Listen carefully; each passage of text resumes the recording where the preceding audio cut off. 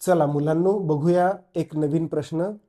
प्रश्न आहे describe any 3 types of tourism. मराठीतून त्याला म्हटलेलं आहे पर्यटनाचे कोणतेही 3 प्रकार स्पष्ट करा. आता पर्यटनाचे टोटल 8 प्रकार आपल्याला दिलेले आहेत आणि त्यातले जर 3च मी घेतले माझ्या आवडीचे आणि समजा ते तुम्हाला नाही आवडले तर मग काय करायचं. मग मी एक काम केलं, मी विचार केला की आपण हे बघा हे जे 8 प्रकार आहेत ना, या 8ही प्रकारचे 8 व्हिडिओ मी बनवलेले आहेत सेपरेट. ते 8ही व्हिडिओ पटकन बघून घ्या आणि मग त्यापैकी जे 3 प्रकार तुम्हाला आवडतात ते तुम्ही तुमच्या पेपरमध्ये लिहा. बरोबर आहे का. चला बघूयात.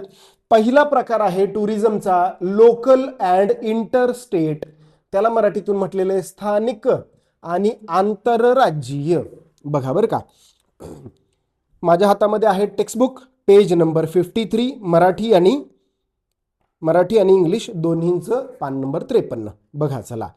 दिस काइंड ऑफ टुरिझम हा जो प्रकार आहे is not very overwhelming because it is within one's own country.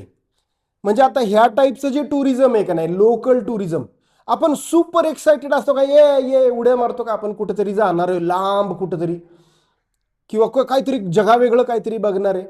बरोबर आहे का. म्हणजे आपण खुश असतो, आपण आनंदी असतो, पण एक जनरली आपलाच भाग असतो. बरोबर आहे का. बघा बरं का, इथं काय लिहिलंय पुढं, it does not cause difficulties of language. म्हणजे आता तुम्ही मला सांगा, आता मी समजा मी बारामतीमध्ये राहतो, आता मी महाबळेश्वरला चाललोय फिरायला, तर तिथं मराठीत चालती ना. किंवा मी रायगड बघायला चाललोय, किंवा मी मुंबईला गेटवे ऑफ इंडिया बघायला गेलो, किंवा मी तिकडं ताडोबामध्ये वाघ बघायला गेलो, तर किंवा मी कोकणामध्ये गेलो फिरायला बीचेस बघायला, तर सगळीकडं हिंदी मराठीत चालती ना. मराठी किंवा फार तर हिंदी. बरोबर आहे का नाही. लोकल लँग्वेजेस आहे त्याच्यामध्ये. पुढे बघा बरं का, लँग्वेजचा काही फार मोठा बॅरियर नाहीये. प्रोकरिंग करन्सी अँड डॉक्युमेंट्स.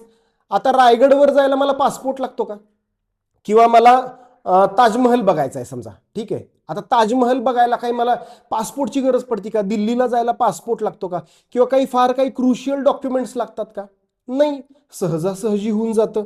बघा बरं का. More so we can plan it at the time suitable to us.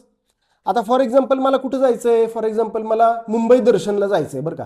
आता आम्ही असं ठरवलं, किंवा एखादा किल्ला बघायला जायचं, समजा कोल्हापूरला जायचं, पन्हाळा बघायला जायचं, आम्ही विकेंडचा प्लॅन केला, काहीतरी काम आलं, मग चला या विकेंडला नाही का, चला पुढच्या विकेंडला जाऊ, किंवा पुढच्या महिन्यामध्ये सलग 2-3 सुट्ट्या आहेत लागून, त्यावेळी जाऊ.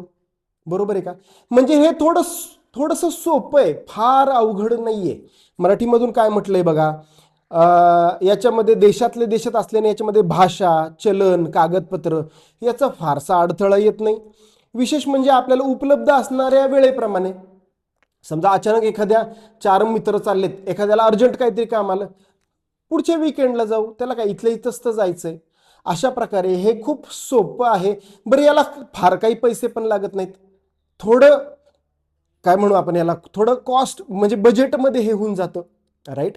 अशा प्रकारे हा जो पहिला प्रकार आहे हा अत्यंत सोपा, लिहायला पण सोपा आणि करायला पण सोपा. राईट. असं हे सगळं आहे. ठीक आहे. हा झाला पहिला प्रकार. बाकीचे 7 व्हिडिओ बघायला विसरायचं नाही. ठीक आहे. चला भेटूयात एका नवीन व्हिडिओमध्ये.